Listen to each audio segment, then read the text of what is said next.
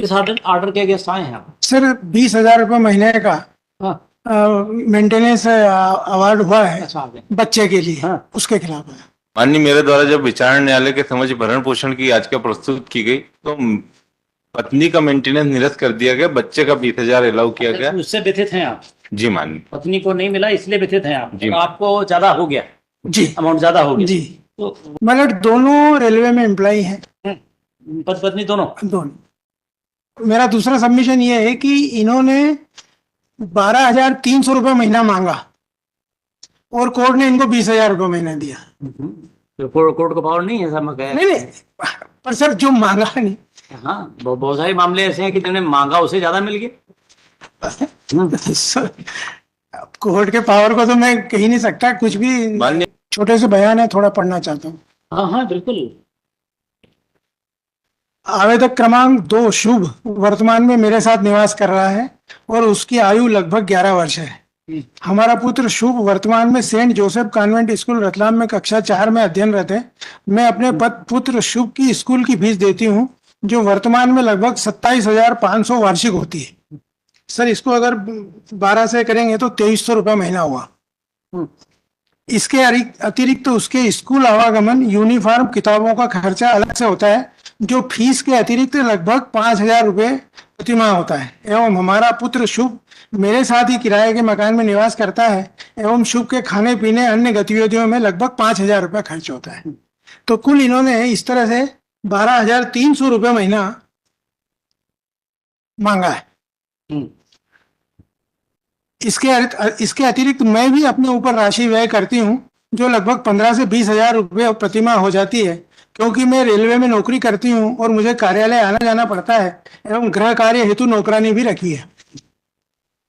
Para 2, मुझे railway विभाग से लगभग 47,000 रुपये महीना प्रतिमाह वेतन प्राप्त हो रहा है एवं इस वेतन से मेरा एवं मेरे पुत्र का गुजारा अच्छे से नहीं हो पा रहा है क्योंकि मेरे साथ मेरे पुत्र की देखरेख करने के लिए मेरी माँ भी मेरे साथ रहती है जिसका खर्चा मुझे उठाना पड़ता है।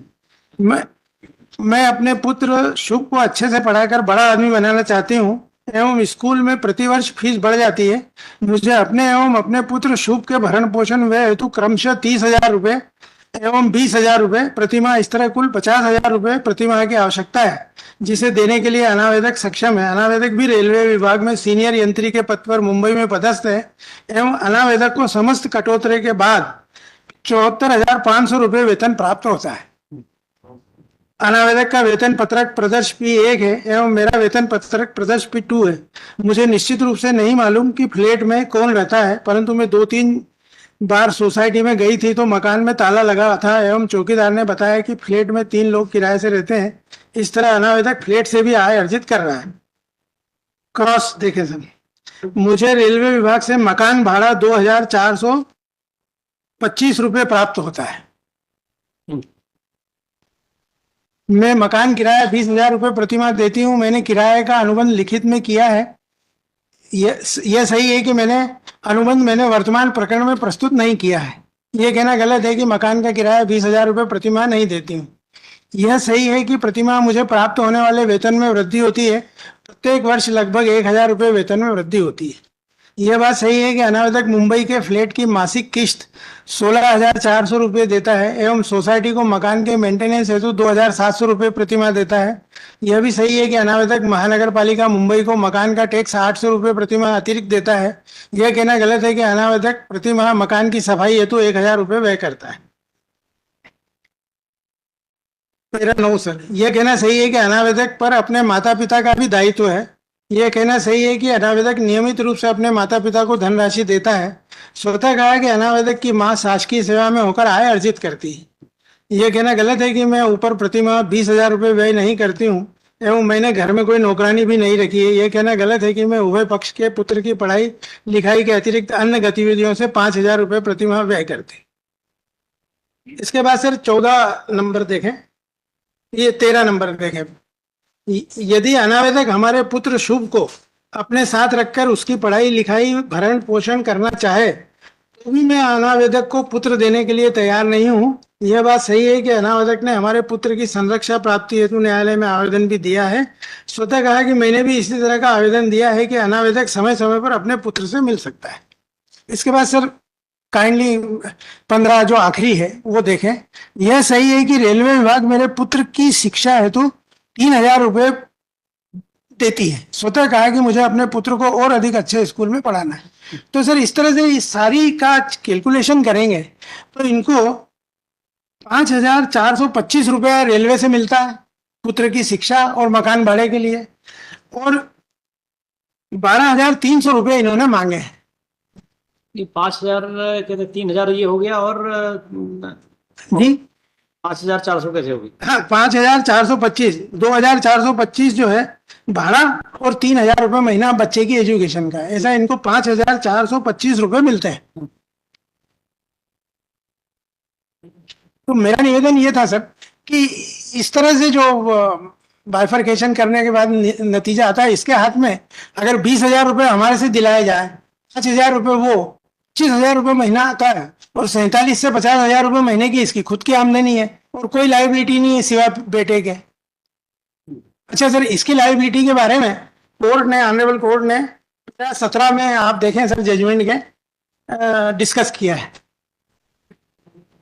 बोलते रहिए। जी, आवेदिका श्रीमती रानी वर्मा आशा 1 ने अपने मुख्य परीक्षण में ही स्वीकार किया है कि वह रेलवे विभाग में शासकीय सेवा में है तथा उसे 47,000 रुपये प्रति माह वेतन प्राप्त होता है, और प्रति परीक्षण के पैरा 11 में यह भी स्वीकार किया है कि इसी न्यायालय द्वारा उसके द्वारा आवेदक के प्रति क्रूरता कारित करने एवं अभित्यजन के आधार पर विवाह विच्छेद की डिक्री पारित की जा चुकी है। साथ में यह भी कहना है कि उसने अपील प्रस्तुत कर रखी है जो लंबित है। इसके अलावा यह भी आवेदिका ने अपने संपूर्ण मुख्य परीक्षण में एक भी तथ्य ऐसा नहीं बताया है कि वह किस कारण अनावेदक से पृथक होकर रह रही है। इसलिए आवेदिका जो बिना किसी कारण के अनावेदक से पृथक रह रही है और स्वयं शासकीय सेवा में होकर 47,000 रुपये महीना प्रतिमाह की आय अर्जित कर रही है, इसलिए वह अनावेदक से भरण पोषण प्राप्त करने की अधिकारिणी नहीं है।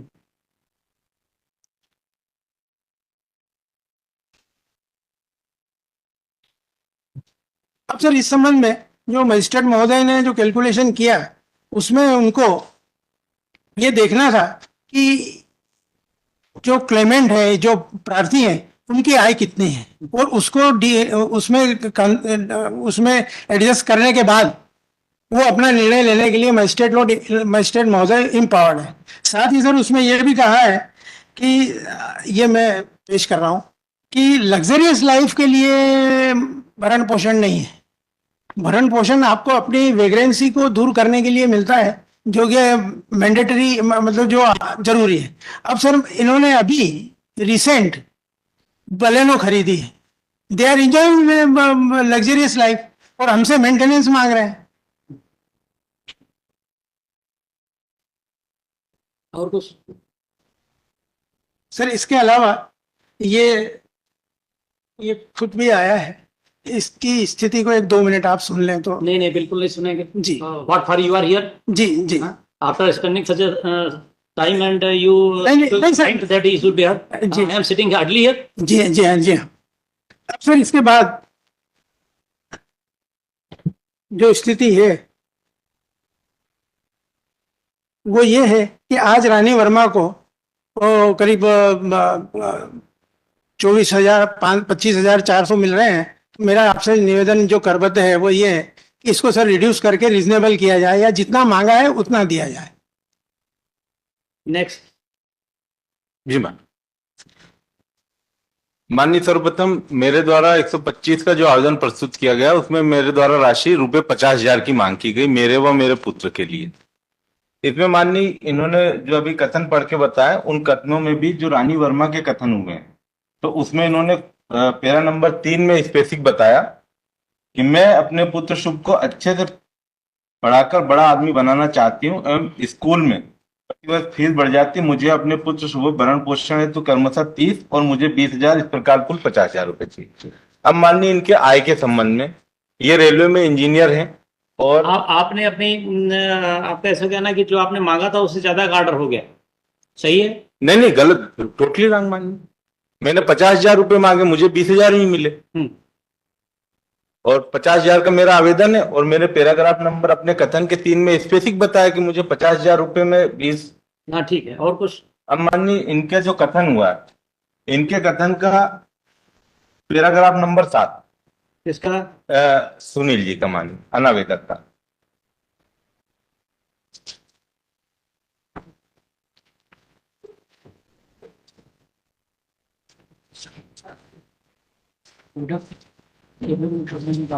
अभी आपने फाइल किया हाँ माननीय, मेरे इसमें फाइल है। 77.1 में? हाँ, दोनों में फाइल है माननीय। किस पेज पे है? 77 में किस पेज पे? 77 में है।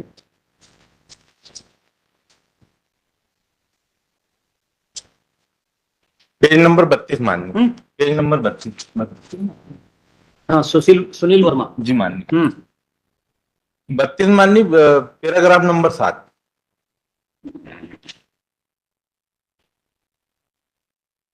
तेरा 7 माननीय, ऊपर का ही पैरा। फरवरी 2022 में मेरा वेतन 90,000 रुपए बना है। तो इनका जो फरवरी का वेतन था वो माननीय 90,000 था। अब इस संबंध में माननीय जो विचार न्यायालय की फाइंडिंग आई है कि मुझे क्यों नहीं दिया, तो मुझे 2 कारणों से नहीं दिया। एक, मैं इनसे बिना किसी कारण के दाम्पत्य जीवन का निर्वाह नहीं करने के कारण मेरा तलाक हुआ। सेकंड, कि मैं आय अर्जित कर रही हूँ माननीय। तो यहाँ पे तकनीकी बिंदु ये आता माननीय कि मेरा इनसे तलाक हो गया था। तलाक होने से जो बाद में साथ रहने की बात है वो खत्म हो जाती माननीय। इस संबंध में विस्तृत जो है नितिन शर्मा विरुद्ध सुनीता शर्मा का जजमेंट भी माननीय कि अगर तलाक हो गया है तो साथ रहने की बात को समाप्त करते हुए भरण पोषण की राशि देनी माननीय। और इसी के संबंध में माननीय दूसरा जो अध्यक्ष जजमेंट पे अपना किसकी तरफ से दिया है, किस आइटम में दिया और पैरा? जी माननीय। हाँ, लिख दीजिए। हाँ, आपको नहीं मिला, इससे व्यथित हैं आप जी। लड़की को ज्यादा मिला, ये इधर इससे व्यथित है ये। हाँ। और सेकंड बात माननीय कि मैं तनख्वाह अर्जित कर रही हूं, इस कारण से मुझे नहीं दिया जाए। तो इसमें माननीय विस्तृत जजमेंट है रजनीश वर्सेस नेहा का, पेज नंबर 42 पे।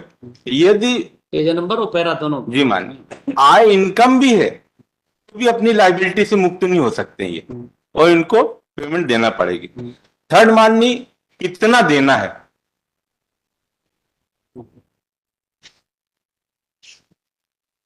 इस संबंध में माननीय दिल्ली उच्च न्यायालय का 60% तक की राशि उन्होंने दिलवाई है माननीय एक केस में। तो इनकी कुल वेतन 90,000 थी, तो मुझे लगभग 45,000 हम दोनों को कम से कम मिलना था माननीय।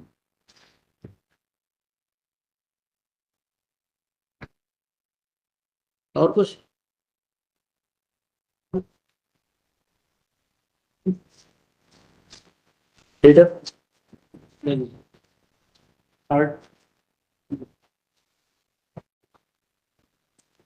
Oblige sir. ओब्लाइज।